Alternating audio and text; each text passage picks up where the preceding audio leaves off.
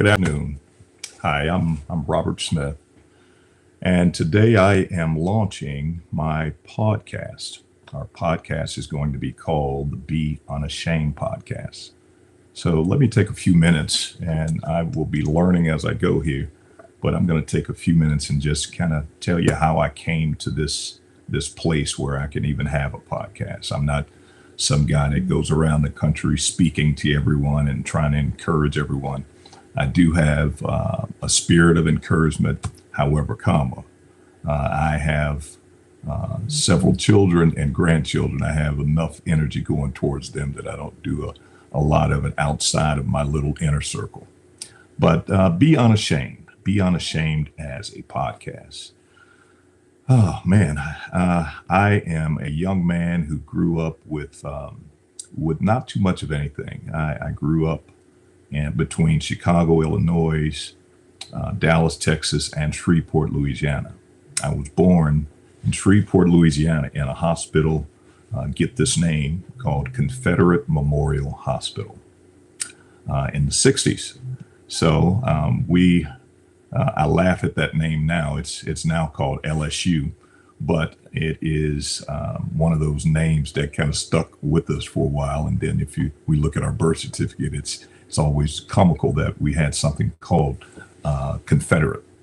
Having said that, we had our means was very, very little. A lot of folks have that as a story, though. So I'm not going to concentrate much on that, only to say that I have arrived at a place in my life where I think I have a story to tell and some things to share with others that might prove beneficial. I believe in having a lifestyle that is one that we use our own personal stories and testimony just to help someone else to get to a stage or a place in life. I believe I have a lot to say, though. This is born, though, out of not just where I came from and how I grew up, but a deep conviction to my family and to the faith that I have. I'm a believer. I believe that Jesus Christ is Lord and Savior, and even that has stories, layers of a story, and we'll get into that at some point. But I am a kid who grew up with a mother and father who split very early in my life. Dad was in California and my mom was in the South, and yet we still had a lot of trouble, and we ended up moving to where other family was in Chicago, Illinois, which meant that I spent a lot of time in an area where I didn't know many people when I first got there, because I was still yet a baby. But as I grew up, things were kind of hit and go.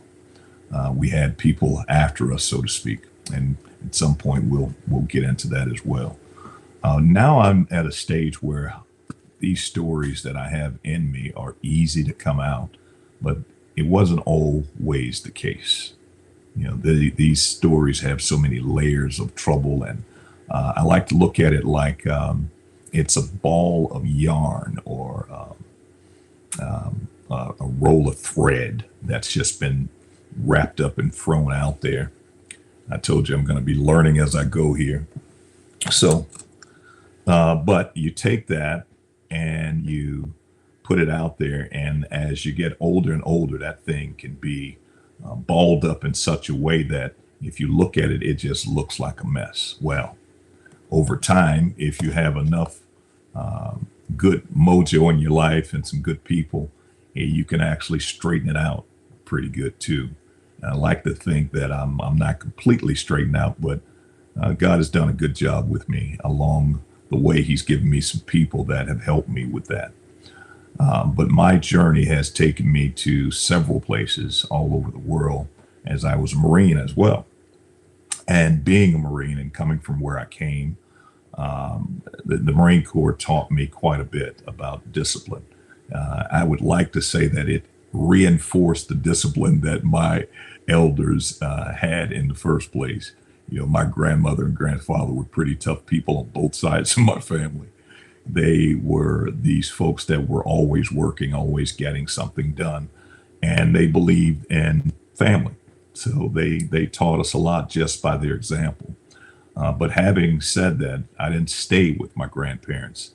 And so I spent most of my life being raised by a single mother. And even when she was married here and there, things were not as stable as one would like them for them to have been. But we made it. We got through a lot of those things. And by the time I was settled here in Dallas, Texas, which is where I am now, and I had to come back here, I'd learned a lot from being all over the place and going from place to place, school to school, and all of those things. And that wisdom even has taught me a lot that I think I could share with a lot of folk. But what made me want to do this podcast? It was the year 2019, and we had gotten word earlier in the year that my dad had a form of cancer that was rare, but it was also life-threatening. He had already come through bouts with prostate cancer, and now he had a cancer that he originally didn't even tell me about, but he had a bladder cancer, which was very rare, and there was not many treatments for it. Nevertheless, my dad and I had grown very close over the years, and I would leave here from Dallas and fly to Northern California to be with him. And my stepmom, who was at that time, she couldn't get around very well herself, so he was taking care of her. But we spent several months going back and forth. I'd come home after his chemotherapy, and then I'd go back and forth several months.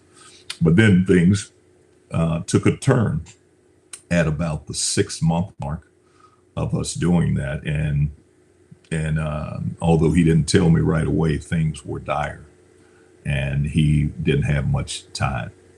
So I packed up, and my wife and I went to Northern California to be with my dad, and he passed not long after. Very tough one for us. Tough in a lot of ways, and I would never have thought that it would have been as tough as it was. But I was at that stage in life. I had already lost mom. I'd lost both of my grandparents, and now my dad. The last of that part of my life was on his deathbed.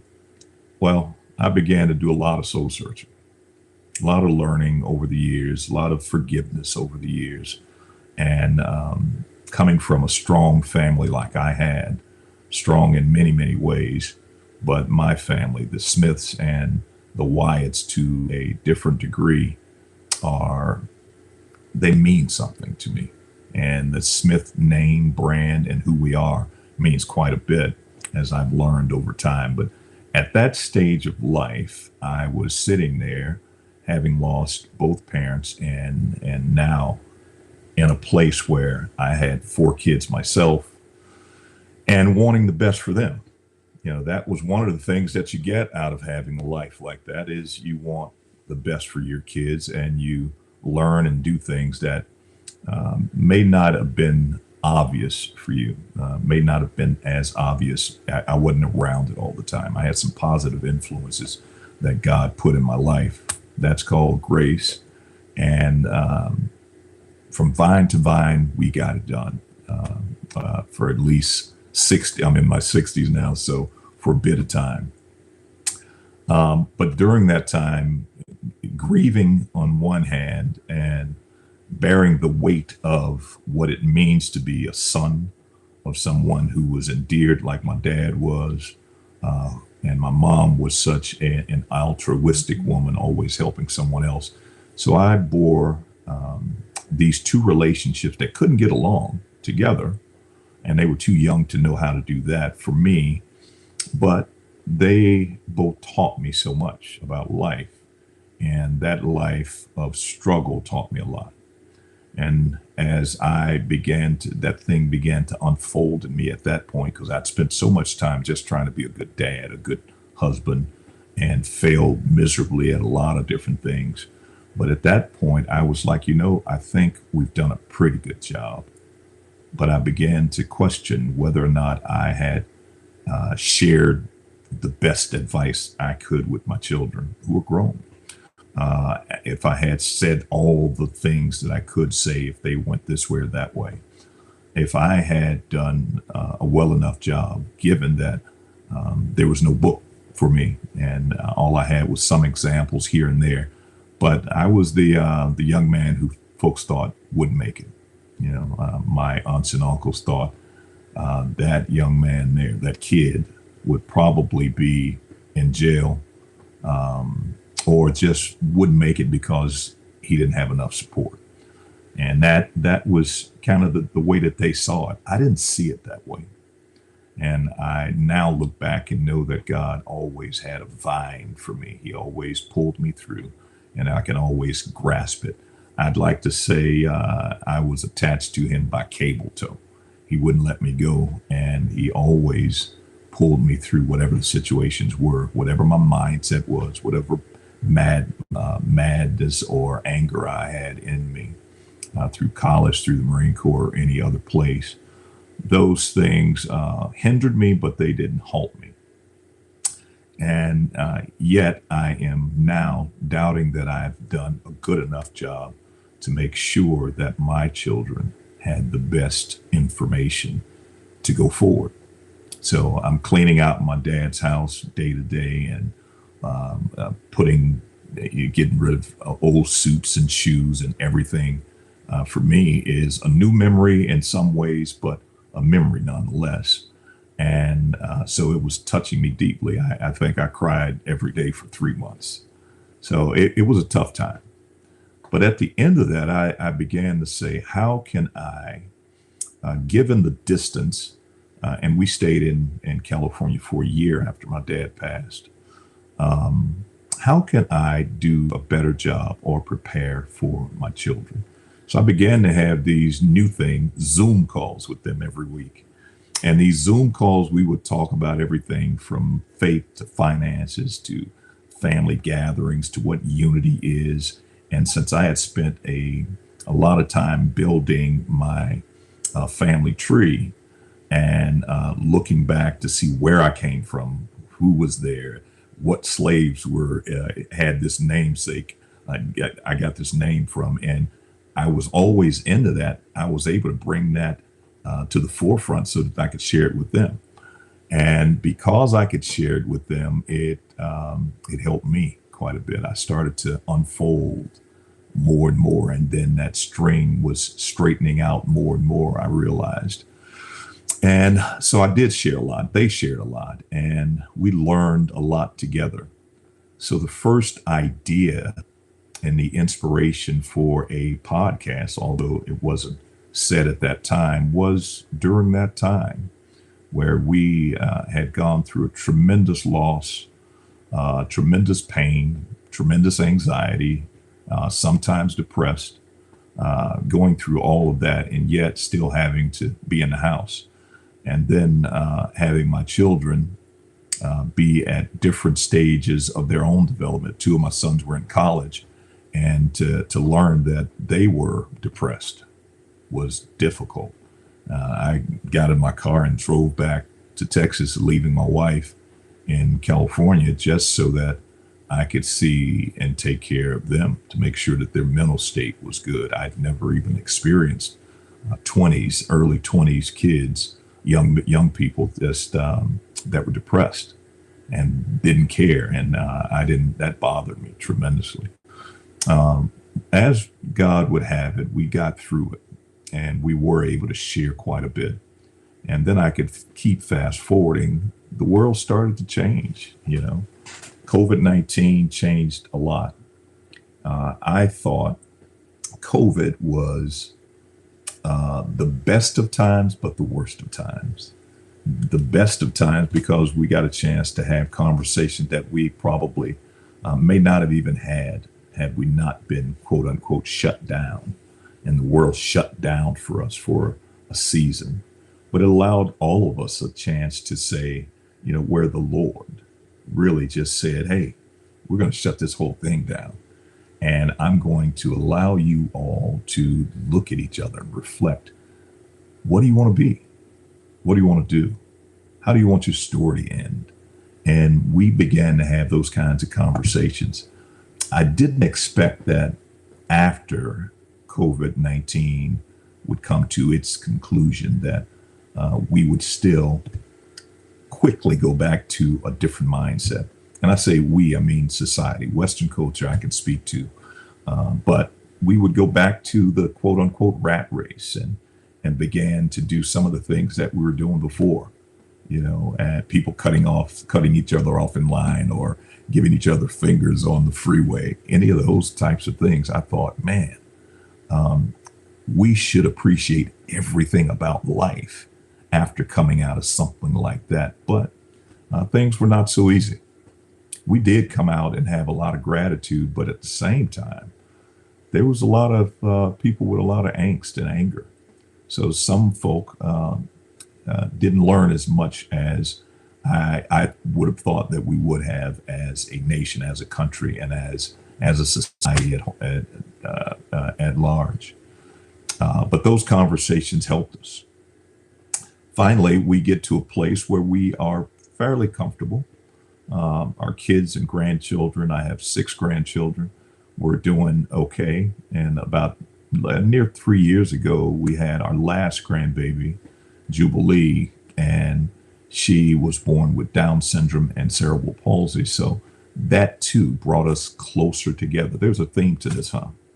A good friend of mine's reminded me recently that he doesn't like to serve with someone who does not have stripes. And that's such a powerful way of looking at it, because stripes are those things that we have when we go through stuff. It is akin to scars. If you fall and skin your knee, you'll have scars. If you are playing a sport and you get hurt, you might have scars and have a place or an indentation on your body where it's broken. I still have different parts of my body that are not shaped properly because of injuries I've had when I participated in sports or while humping in the Marine Corps or any of those types of things. Humping meaning climbing hills and walking long distances.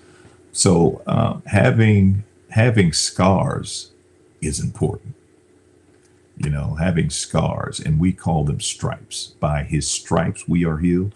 But it's much easier to serve with someone or to be around someone that's not afraid to show their stripes, their scars. These are battle scars. These indicate that I have lived life, and the vicissitudes of life have not overcome me in such a way that I cannot function anymore. That's the benefit of living through wars and battles. That's the benefit of it. The other benefit is now you have a story to tell. This is our story to tell. I'm at a stage where I am unashamed about any of it, anything that I've ever done or said or been a part of. But there's a deep appreciation that I'm even here. I'm grateful. I'm grateful to God, and I'm grateful for all those that touch my life. But I also believe that leaders serve. I'm a servant leader. I believe that I should share my pain, my scars. But I also want to hear yours. I want to hear what you have to say about certain matters, whether it be your faith, your finances. I have some knowledge in areas, many areas, because of some of the things that I've gone through. But I know you do too. I know you know some things better than I. I'm not a dad that I wrote a book about fatherhood when my children were still small. I wouldn't try to write that book. Even now, it'd be overwhelming to try to do. And my oldest son is 41, and my youngest is 24. And I look at it, I'm like, that'd be still a tall task, because I'm yet still learning myself. And since we are here, I believe that this podcast, Be Unashamed Podcast, is a place that we all can come together, and we could share stories, share anecdotes, share our scars, share our pains. Some people might get emotional.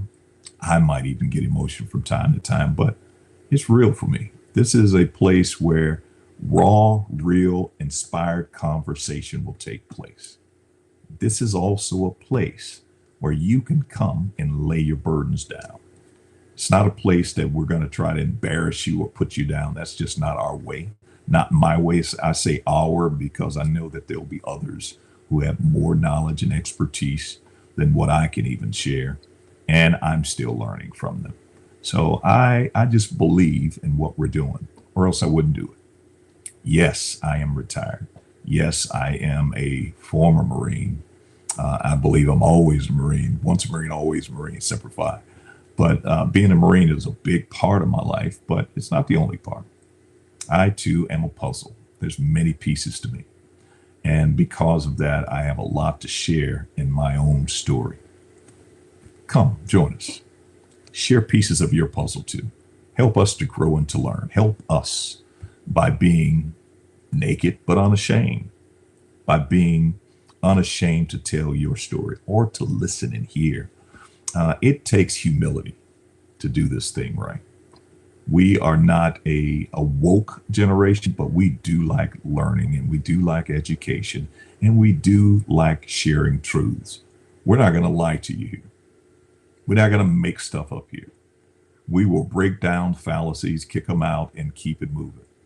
We won't disagree for too long. We don't like being disagreeable. We might not come to the same conclusion when looking at the same thing, but we will move on and we'll move on together, those that are part of this community. So it sounds like it's not just a thing, a fad. This is a movement. It's a movement. Yeah, the BE Unashamed movement.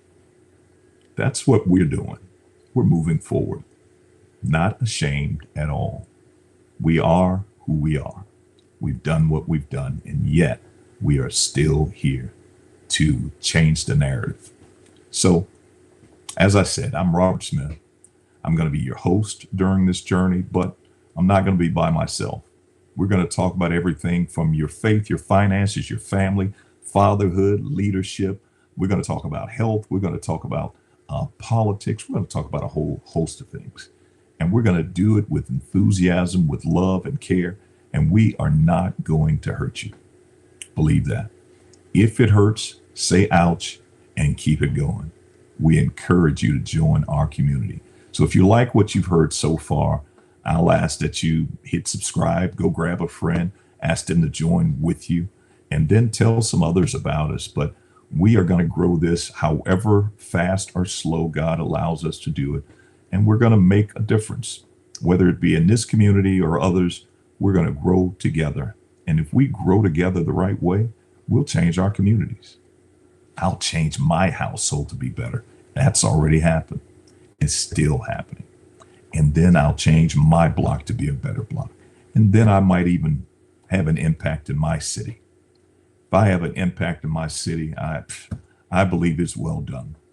There's a lot of work to be done, but if we all do what we're supposed to do, and we do it unashamedly, we'll be just fine. So with that said, hit subscribe, hit like, join the movement, and let's do this thing together. Real, raw, unashamed conversations about the issues of life and how to do it together as a village. Well, that's all I have for now. Until our next episode, God bless you and keep you. May he cause his face to shine down upon you and bring you shalom, shalom. All right, take care. God bless you.